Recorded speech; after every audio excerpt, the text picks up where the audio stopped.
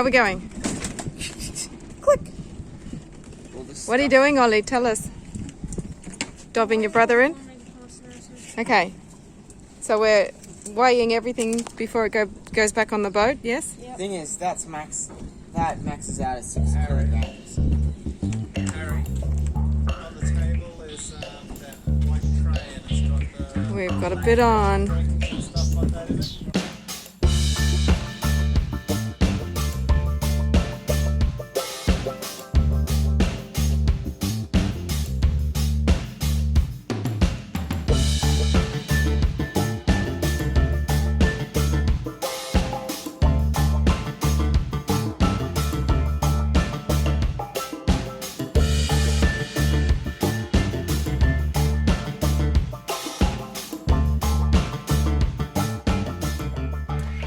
Kids are weighing stuff, aren't they? They're weighing everything that we've taken off the boat while we've been here in the marina. So to get a bit of space so that you could actually do these projects, we took a heap of crap off the boat and we chucked it in storage here. Yep. And now it's time to leave. So now we've got to put everything that we want back on. So we've been carrying around a lot of crap from the previous owner. A lot of spares. Spares, and it turns out most of those spares are actually broken stuff that he's replaced and kept the broken things as spares. Yeah, and things like the skin fittings. So we got heaps of skin fittings because we didn't know how many skin fittings we needed, so I just replaced all the existing skin fittings. Now we've learned how to live on the boat. We don't want 4 toilets. There was 16 skin fittings in the boat, and now there is 4. So we reduced a lot of holes in the boat, which is nice. Reduced the number of skin fittings and penetrations and the things to go wrong, blah blah blah blah blah.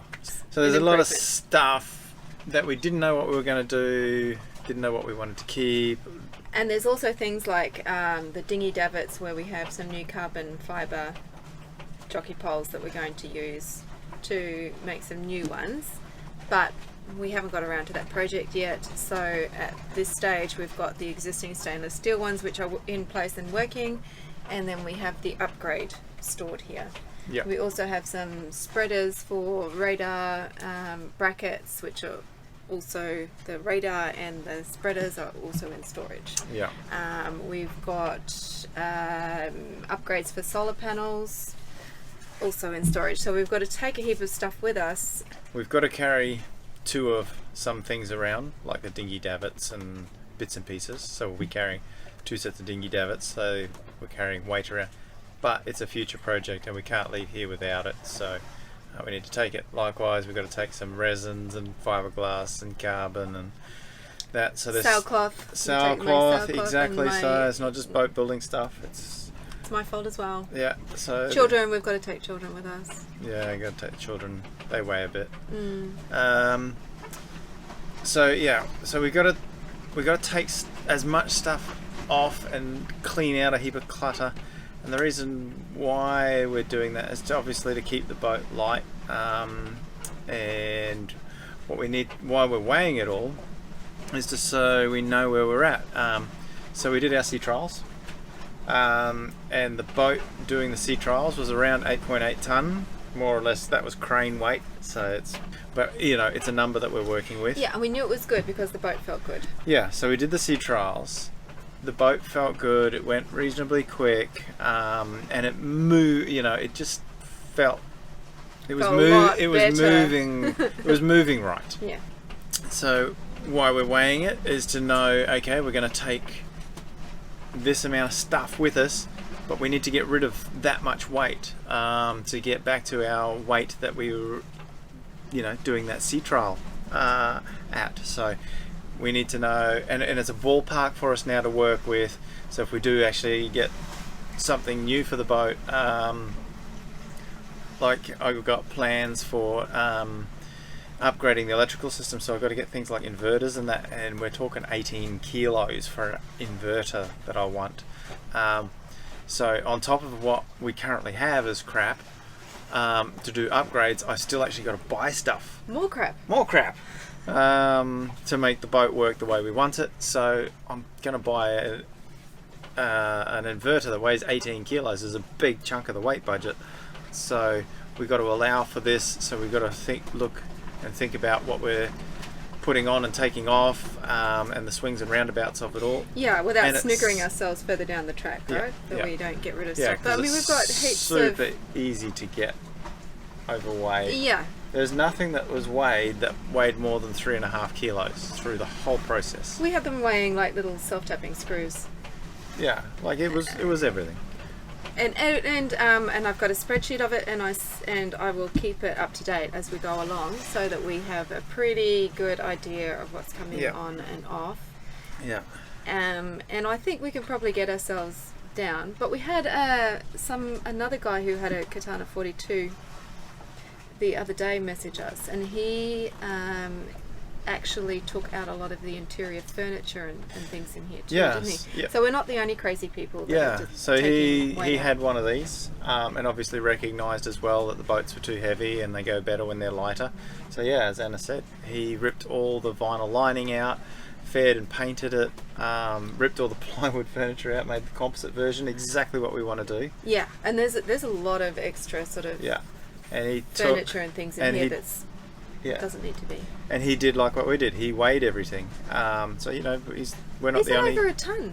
He pulled a ton out of the boat, and for us to pull a ton out of the boat would be amazing. Yeah, because then it's going to stop the wing deck. The wing, yeah, Do you we wanna talk about increase that? our wing deck clearance. So yeah, okay. So, well, why are we so obsessed with this weight thing? It's Comfort. it's a bit of a safety thing and a comfort thing, and as a byproduct bonus is speed. But more importantly, it's comfort and safety. So with a catamaran, they're super weight sensitive, particularly ours because we've got really skinny hulls. And that's a feature of our boat in this era, that everyone went, yeah, catamaran, let's go fast. We'll put skinny hulls on it, make it go fast. The downside to that is that when you put weight on it, it sinks and it goes slow. So it was a double-edged sword, that you end up with a really fast boat, but you can't put any weight in it. And if you are a cruising boat, and particularly if you're living aboard, it's impossible not to put heaps of crap on board for living, you know, look, plants and stuff, you know. It's not lightweight, but you know, you got to live. You got to give your wife a win sometimes. Yeah. So it's super important to manage the weight and know when the weight's got too much. Okay. For us, we don't know when the weight's too much. We haven't got details on how heavy this boat's supposed to be. There is some murmured rumours that the boats were supposed to be 7 tons. And there's no way in hell these boats are ever 7 tons. I think that may have been the original design weight, but we came to find out as well, these were actually never properly designed, the 42. The 42 was an extended 40, so it was a guess that it, you know, that it should be 7 tons, you know. But also the implications of that, the writing moment would have been for 7 tons, and all the rigging and rig and everything would have been designed for a writing moment when the boat's at 7 tons. We heard from the guy that was the manager at the yard when the boat was built, that these boats came out closer to 8-9 ton, and you know, we've weighed it with a crane and we're 8.8, and we've taken a lot of crap off this boat. So I would be tending towards his way. I would say the 7 ton might be bare boat. Yeah. Bare boat with no fluids and nothing on board. No cushions, no squabs, no mattresses, no nothing. Basic. Bare. Yeah, it's a hull with nothing in Shell. it, and a rig. You know, it would have gone in the water at 7 ton. I would possibly have believed that. I'm sure it would have been a little bit heavier, but yeah, in reality, the boat is at 8.8, closer to 9. Plus how much we're putting back on. But what that's done is our boat's obviously now sunk because we've got all this weight in it, and because we've got skinny hulls, we sink quite Easily. easily and quite deep. So as an indication, We have 500 litre water tank. Between empty and full, the trim of our bow changes 40 millimeters. So that's how sensitive our boat is to water, to weight.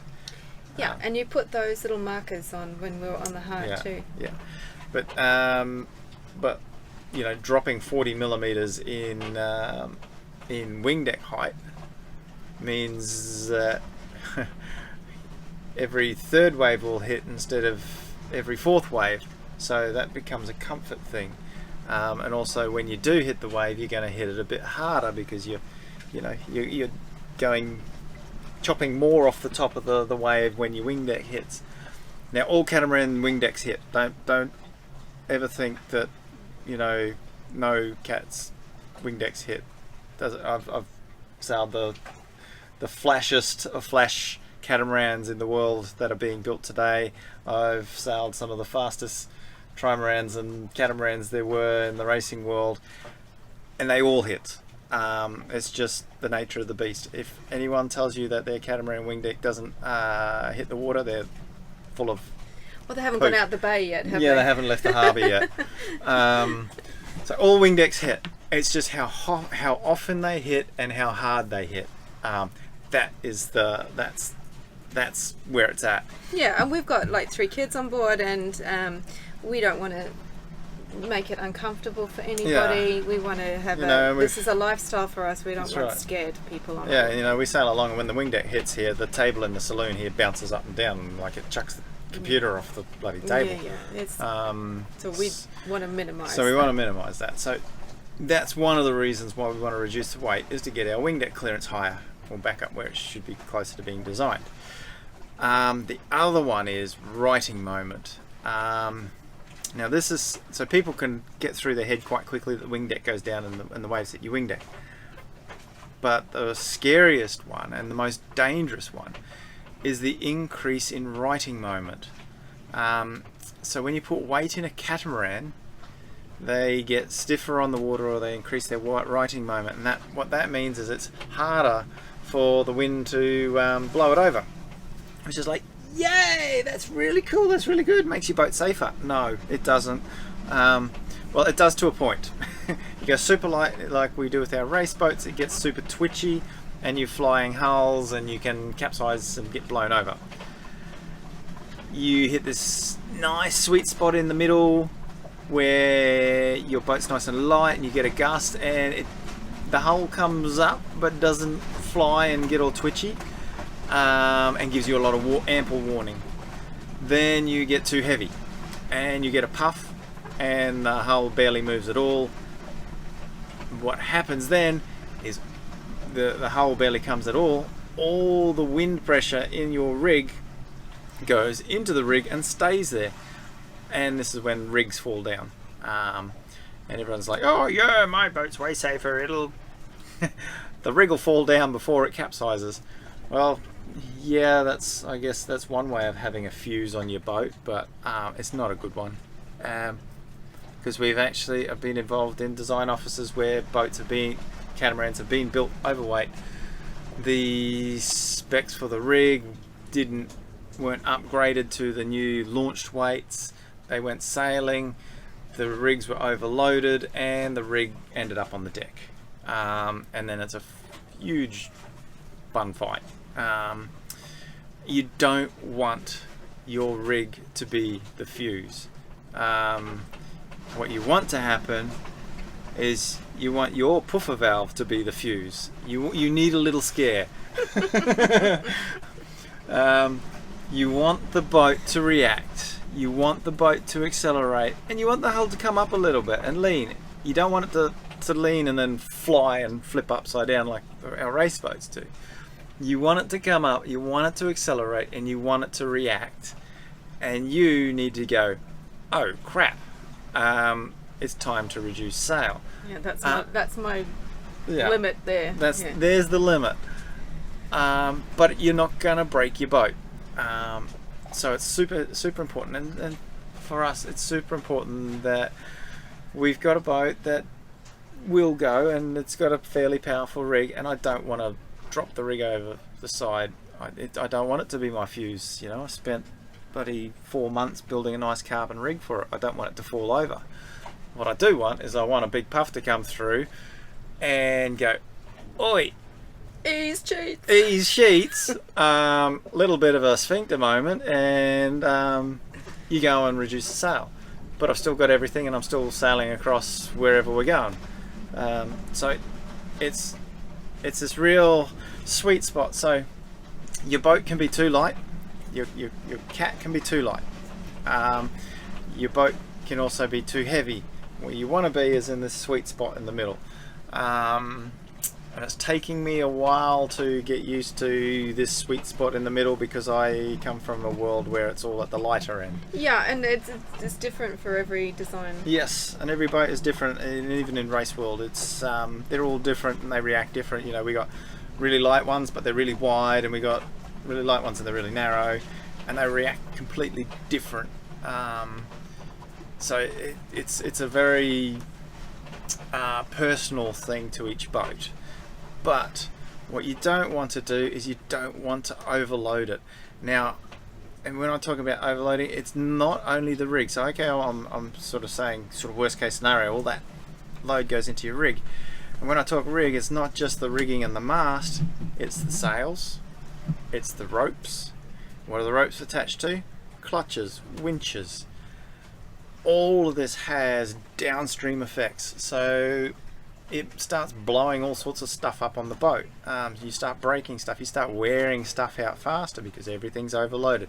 All your Pad eyes, all your soft shackles, don't use normal hard shackles, use soft shackle, people. All of these get worn out faster. Your sails get worn out faster. You blow your sails out because you get a puff and you got your nice lightweight spinnaker up and the boat won't accelerate, and the wind just goes, oh, all right, I'll just go straight through you, and all of a sudden you've got a spinnaker that's now confetti. And we've been there. yeah, but that was just an old sail. Yeah, it was an old sail. But also, all of this knock-on effect goes downstream to the rudders. All of a sudden you've got a heavy boat sitting further in the water. It's loaded up, when a wave gets underneath it and starts to slew it, instead of being 7 tons of boat, you're at 9 tons. So the boat and the rudder systems now have to recover 9 tons of boat instead of 7 tons of boat. So your rudder blades, the stocks, the tiller arms, and all the linkages in between. The autopilot's working harder. The autopilot's working harder. That's now using more electricity because your autopilot's working harder. So now you need, it's such a downward spiral. It affects everything. Yeah. So weight is super, super critical. And then a lot of design boats will have an optimal weight, won't they, in their specs? So we're an exception. We're an older boat. It probably wasn't as. It's before the day when people were held liable for boats not working. But if you've got a Fountain Pajot or a Lagoon or a more recent, or a Leopard or any of these production boats, you should know what your optimal weight is. Yeah, you will have in the owner's manual, user manual, depending on which boat you got, they will have what the boat should be, the maximum weight of the boat, and how to use it. And there's a reason why they have those weights in those manuals, because everything is designed, and all the loading and structure around the boat is designed to those weights. If you put more weight in it, you've overloaded it and stuff is going to break. What happens is all the safety factors disappear, and all of a sudden stuff starts breaking. And it's one of those things, like I said before, nothing that the kids have weighed was over 3.5 kilos. Yeah. And it's amazing how quickly it added up. So we had bets on as to how much it was all going to weigh, and all of us were wrong. My bet was 250 kilos. I think yours was 200. Yeah, I think you were looking at worst case scenario, and it was worse than that. And it was way worse than that. So we weighed it all, and spoiler alert, it came out at 350 kilos. And most people go, oh, 350 kilos, that's not much.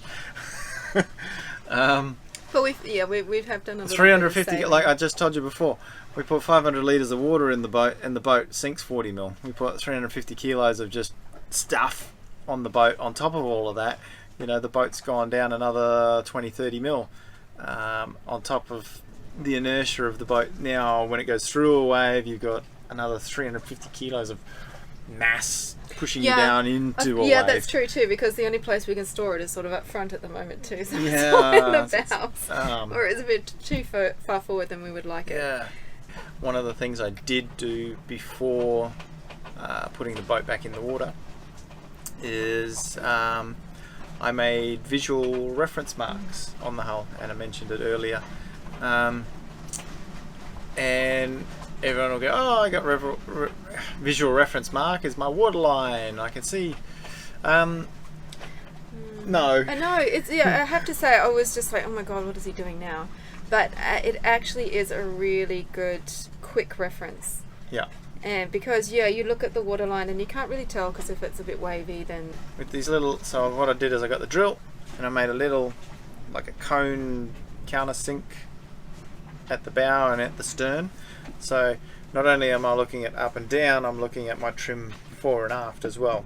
Putting those little visual marks is, you know, it's an awesome way to know where you're at, and that comes from racing world, because when we measure the boats, we actually put measurement points on the boats. We do a little bit different. We actually countersink stainless steel screws, and it's all to the millimeter, and because you're trying to get everything pretty sweet in this case. But the best thing coming from that is I'd learnt very quickly, you knew if your race boat was overweight, underweight, and you were then within your measurement rules and all of that sort of rubbish.